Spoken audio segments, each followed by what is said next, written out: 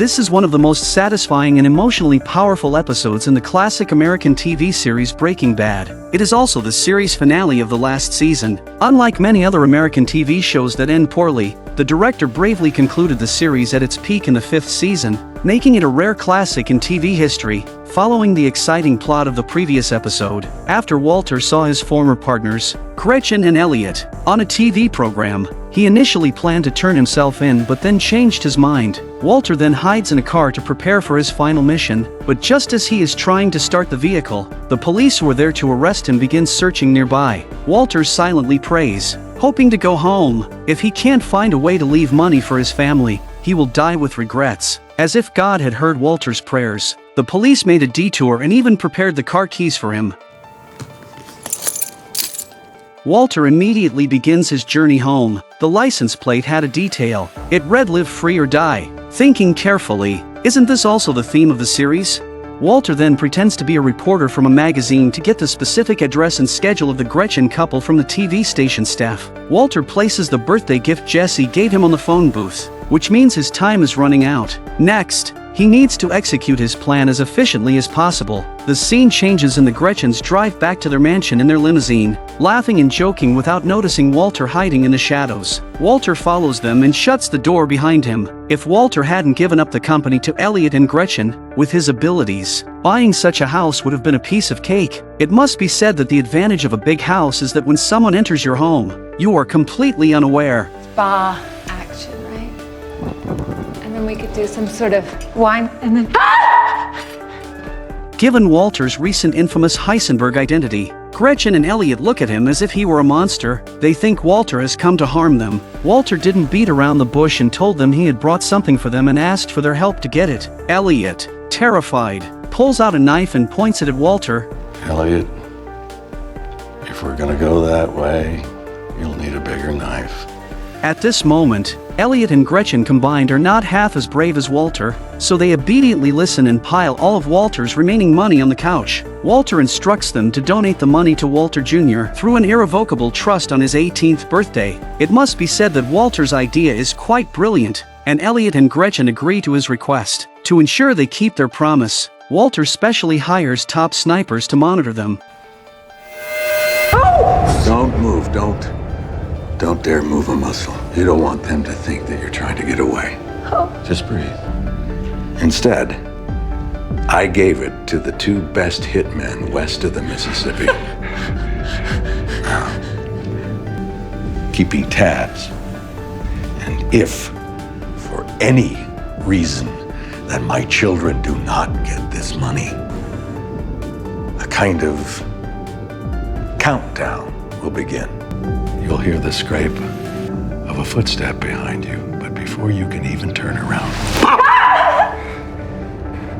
Cheer up, beautiful people.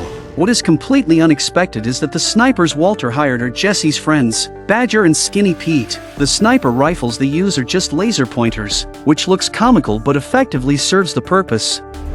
You know, I don't exactly know how to feel about all this. For real, yo? How do you feel now? Walter heard that the blue contraband had resurfaced, so he asked Badger and Skinny Pete about it. After receiving a positive answer, Walter realized that Jesse was still alive. Next, Walter began planning his revenge against Jack and his gang. The next day, he went to a restaurant. Coincidentally, on his 52nd birthday, he maintained his habit of arranging bacon to form his birthday number, just as he always did. Unfortunately, this time there were no family members to celebrate with him, and the lively parties of the past were absent. However, Walter wasn't there to eat. He had a meeting with a mysterious man. They went to the restroom to make a deal. When Walter got to the parking lot, he used the car's remote key to find his newly purchased vehicle. The important part was the M60 machine gun and several batteries lying in the trunk.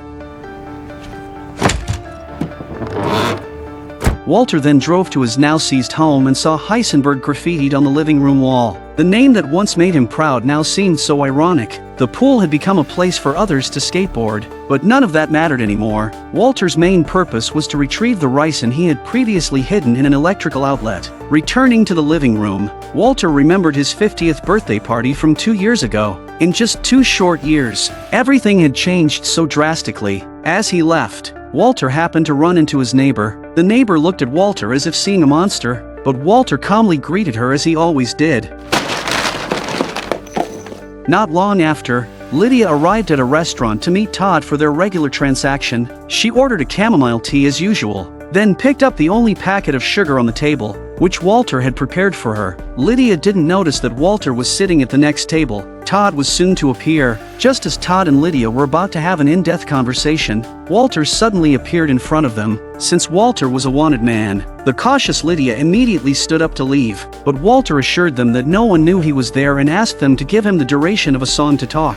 Walter pointed out that they were running low on methylamine and said he could optimize the production process to manufacture the contraband without using methylamine, thereby increasing profits. Walter claimed that he had spent all his money trying to avoid the police and was just trying to make some extra money in the hopes of making a deal with Lydia and the others. Lydia said she could discuss it with Jack. Walter readily agreed and told Todd he would meet Jack that night for negotiations. After Walter left, the naive Todd genuinely believed that Lydia wanted to collaborate with Walter. We're not doing business with him. Todd, please, don't make me walk you through this. In reality, Lydia's plan was to have Jack kill Walter to eliminate any future threats. She deceived Todd, saying it was to help Walter escape his suffering. Lydia then poured the entire packet of rice-and-laced sugar into her cup. After leaving the restaurant, Walter headed to the desolate outskirts to do what he did best. He modified the items he bought into a remote-controlled automatic firing device and mounted an M60 machine gun loaded with live ammunition. This would become his final trump card. Seeing his wedding ring, Walter realized it was time for a real goodbye to his family. The scene shifts to Skylar, who had moved to a new home, receiving a call from Marie. Marie had learned that Walter was back in town and warned Skylar to be on guard against him. However, after Skylar hung up the phone, Walter emerged from behind a pillar. He said that their last phone goodbye didn't count. This time, he was truly here to say farewell. Skylar thought Walter was planning to turn himself in, but Walter said the police would come to arrest him. This hinted at the final shot of the series, but Skylar wasn't worried about Walter getting caught. She was concerned about anyone else coming to threaten her and the kids. Skylar told Walter about Todd and his gang threatening her before. Walter assured her that after tonight, no one would bother them again. He then took out his wallet. Skylar refused to take his dirty money, so Walter lied, saying he had spent it all. This was to ensure that Skylar and the kids would accept Gretchen's donation later. Walter handed Skylar the lottery ticket with the GPS coordinates. Call the DEA once I leave. Tell them I was here, that I forced my way in. Those numbers are GPS coordinates. That's where they'll find Hank and Steve Gomez. The men who stole it from us, the men who still have it. They murdered Hank and Steve and put them in that hole. I liked it.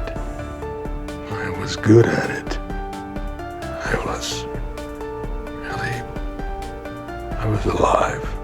Walter's statement was undeniably a subversion of traditional values. Human nature is ultimately selfish, but many people neither recognize nor dare to admit it because they fear truly confronting and examining their inner selves and souls. Finally, Walter asked to see his daughter one last time. Watching his sleeping daughter, Walter shed tears. This kind of sorrow might only be fully understood by parents. When Walter Jr. came home from school, Walter could only watch his son from the shadows, silently saying goodbye. Seeing this scene once again stirred the audience's sympathy for Walter. Night quickly fell, and Walter arrived at Jack's club as planned. He deliberately parked the car sideways in front of the house. After a thorough body search, it was found that Walter had nothing on him but his wallet and keys. Regrettably, the others didn't return his wallet and keys but placed them on a nearby pool table. Before Walter could start the actual business discussion, Jack and his gang were about to kill him. In desperation, Walter claimed that Jack owed him a life, accusing Jack of not killing Jesse as instructed but instead making Jesse their partner.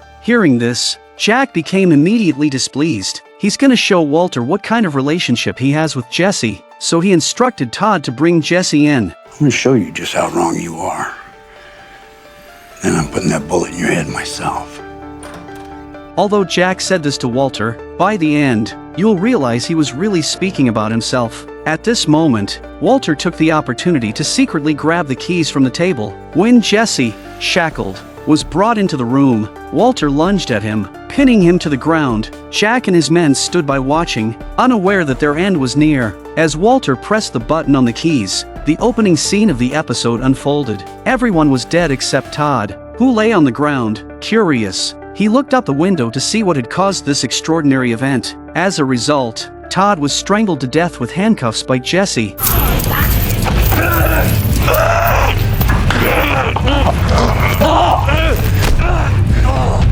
Walter picked up a gun from the floor and approached the dying Jack. Before Jack could finish speaking, Walter shot him in the head. This was Walter's way of avenging his brother-in-law Hank, as Jack hadn't let Hank finish his words when he was killed. Walter then tossed the gun to Jesse. Walter realized that his selfishness had led the inherently good Jesse into a downward spiral. In the end, Walter left his fate in Jesse's hands, granting Jesse the freedom he deserved. Say the words! Say you want this! I want this. Seeing that Walter had been shot in the abdomen, Jesse couldn't bring himself to kill him.